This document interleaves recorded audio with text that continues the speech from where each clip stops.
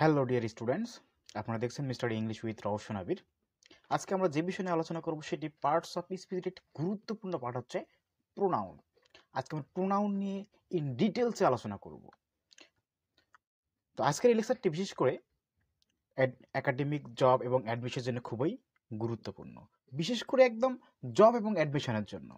তাই প্রোনাউন সম্পর্কে ডিটেল জানতে ভিডিওটি স্কিপ না করে শেষ পর্যন্ত দেখতে থাকো। চলুন এবার আমরা প্রোনাউন সম্পর্কে ডিটেল জানি। তো প্রোনাউন আমরা জানি প্রো শব্দের অর্থ পরিবর্তে, আর নাউন অর্থ হচ্ছে নাম।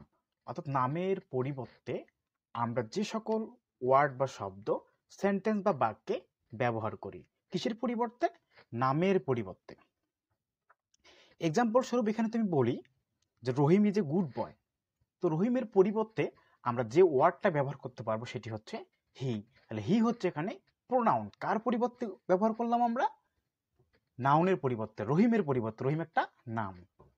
তারপর দেখা আছে এখানে, আমি যদি এখানে বলি যে Mina is a good at skating, এখানে মিনার পরিবর্তে আমরা ইউজ করেছি এখানে শি। তাহলে শি হচ্ছে এখানে প্রোনাউন। কার পরিবর্তে ইউজ করা হয়েছে? মিনার পরিবর্তে। মিনা একটা নাউন বা নাম। এই নামের পরিবর্তে আমরা যে শব্দটা ইউজ করলাম শি, তাহলে এখানে হচ্ছে শি হচ্ছে প্রোনাউন। এবার আমরা ইন ডিটেলস জেনে নেই যে আসলে এই প্রোনাউন কত প্রকার। Classification of pronoun. তো প্রোনাউন মোট 8 প্রকার। 1 নম্বর রয়েছে পার্সোনাল প্রোনাউন, যাকে বলা হয় ব্যক্তিবাচক সর্বনাম। 2 নম্বর রয়েছে ডেমনস্ট্রেটিভ প্রোনাউন বা ইশারা বা ইঙ্গিত সূচক সর্বনাম। 3 নম্বর রয়েছে ইন্ট্রোগেটিভ প্রোনাউন, প্রশ্নবোধক সর্বনাম। 4 নম্বর রয়েছে রিলেটিভ প্রোনাউন, যাকে সম্পর্কবাচক সর্বনাম বলা হয়। 5 নম্বর রয়েছে ইনডেফিনিট প্রোনাউন, অর্থাৎ অনির্দিষ্টমূলক সর্বনাম। 6 নম্বরে রয়েছে ডিস্ট্রিবিউটিভ প্রোনাউন, যার অর্থ হচ্ছে বন্টনমূলক সর্বনাম। 7 নম্বর রয়েছে রিফ্লেক্সিভ প্রোনাউন, যার অর্থ হচ্ছে আত্মবাচক সর্বনাম। 8 নম্বরে রয়েছে রেসিপ্রোকাল প্রোনাউন, যার অর্থ হচ্ছে পরস্পর সম্পর্কমূলক সর্বনাম। এবার আমরা পার্সোনাল প্রোনাউন অর্থাৎ ব্যক্তিবাচক সর্বনাম নিয়ে ডিটেলস একটু জেনে আসি।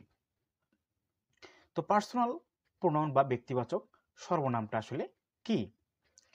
যে প্রোনাউন কোনো ব্যক্তি বা বস্তুর পরিবর্তে বসে, অর্থাৎ যে কোনো ব্যক্তি বা বস্তু, ব্যক্তি হতে পারে, বস্তু হতে পারে, সেই ব্যক্তি বা বস্তুর নামের পরিবর্তে যে প্রোনাউনটা ব্যবহার করা হয় তাকে বলা হয় পার্সোনাল প্রোনাউন। যেমন এখানে he is a student, you are a teacher, I am a pilot. এখানে হি, ইউ এবং আই, এই তিনটি শব্দই হচ্ছে পার্সোনাল প্রোনাউন। কেননা এই তিনটি শব্দ কোনো ব্যক্তির নামের পরিবর্তে ইউজ করা হয়েছে, এই জন্য হি, ইউ এবং হচ্ছে আই হচ্ছে পার্সোনাল প্রোনাউন। তো এই পার্সোনাল প্রোনাউনকে আবার 3 ভাগে ভাগ করা হয়েছে। 1 নম্বর রয়েছে ফার্স্ট পারসন, 2 নম্বর হচ্ছে সেকেন্ড পারসন এবং 3 নম্বর হচ্ছে থার্ড পারসন। ফার্স্ট পারসন হচ্ছে যে কথা বলে তাকে ফার্স্ট পারসন বা উত্তম পুরুষ বলে, যেমন I, we, me, my, our, us, এগুলো হচ্ছে ফার্স্ট পারসন। সেকেন্ড পারসন হচ্ছে যার সাথে বা যাকে উদ্দেশ্য করে কথা বলে তা সে হচ্ছে সেকেন্ড পারসন। এখানে ইউ এবং ইউর হচ্ছে সেকেন্ড পারসন। থার্ড পারসন হচ্ছে যাকে নিয়ে কথা বলে বা যার সম্পর্কে কথা বলে তাকে থার্ড পারসন বলে, যেমন he, she, it, its, they, them, their, her, him ইত্যাদি হচ্ছে থার্ড পারসন। 2 নম্বর যে প্রোনাউনটা রয়েছে সেটি হচ্ছে ডেমনস্ট্রেটিভ প্রোনাউন, অর্থাৎ ইশারা বা ইঙ্গিতবাচক সর্বনাম। যে প্রোনাউন কোনো নাউনের পরিবর্তে বসে, সেই নাউনকে বিশেষভাবে নির্দেশ করে তাকে ডেমনস্ট্রেটিভ প্রোনাউন বলে। অর্থাৎ যে প্রোনাউন নাউনের পরিবর্তে বসবে এবং সেই নাউনকে বিশেষভাবে নির্দেশ করবে সেটি হচ্ছে ডেমনস্ট্রেটিভ প্রোনাউন। অর্থাৎ একটা সেন্টেন্সে যে নাউনটা থাকবে সেই নাউনকেই উদ্দেশ্য করবে বা নির্দেশ করবে, সেটি হচ্ছে ডেমনস্ট্রেটিভ প্রোনাউন। যেমন দিস ইজ এ কার, এখানে কার যে বস্তু, এই বস্তুর পরিবর্তে অর্থাৎ এই বস্তুকে নির্দেশ করছে কি দ্বারা? এই দিস দ্বারা। দিস হচ্ছে এখানে ডেমনস্ট্রেটিভ প্রোনাউন। দোস আর কাউস, এখানে কাউস অর্থাৎ কাউস হচ্ছে নাউন, এই নাউনের পরিবর্তে এবং নাউন, এই নাউনকে, এই কাউসকে উদ্দেশ্য করছে কে বা নির্দেশ করছে কে? দোস। দোস হচ্ছে এখানে ডেমনস্ট্রেটিভ প্রোনাউন।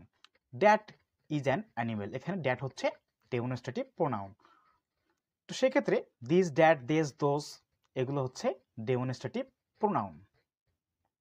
এরপর 3 নম্বর রয়েছে ইন্ট্রোগেটিভ প্রোনাউন অর্থাৎ প্রশ্নবোধক সর্বনাম। যে প্রোনাউন প্রশ্ন করার জন্য ব্যবহার করা তাকে ইন্ট্রোগেটিভ প্রোনাউন বলে। আর ইন্ট্রোগেটিভ প্রোনাউনগুলো সাধারণত ডাব্লিউএস কোশ্চেনের মতোই দেখতে বা ডাব্লিউএস কোশ্চেনই বলা হয়। তো সেই ক্ষেত্রে ইন্ট্রোগেটিভ প্রোনাউনগুলো সেন্টেন্সের শুরুতে বসে। যেমন হু ইজ দ্যাট, এখানে এই সেন্টেন্সটা কিন্তু ইন্ট্রোগেটিভ সেন্টেন্স। তো এই সেন্টেন্স শুরুতে যে ওয়ার্ডটি বসেছে সেটি কিন্তু আসলে প্রোনাউন। হু হচ্ছে এখানে pronoun. What did they buy, এখানে হোয়াট হচ্ছে ইন্ট্রোগেটিভ প্রোনাউন।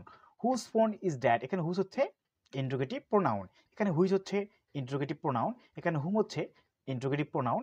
এখানে হোয়াট হচ্ছে ইন্ট্রোগেটিভ প্রোনাউন। তো ইন্ট্রোগেটিভ প্রোনাউনগুলো হচ্ছে who, what, which, whom, when, what ইত্যাদি।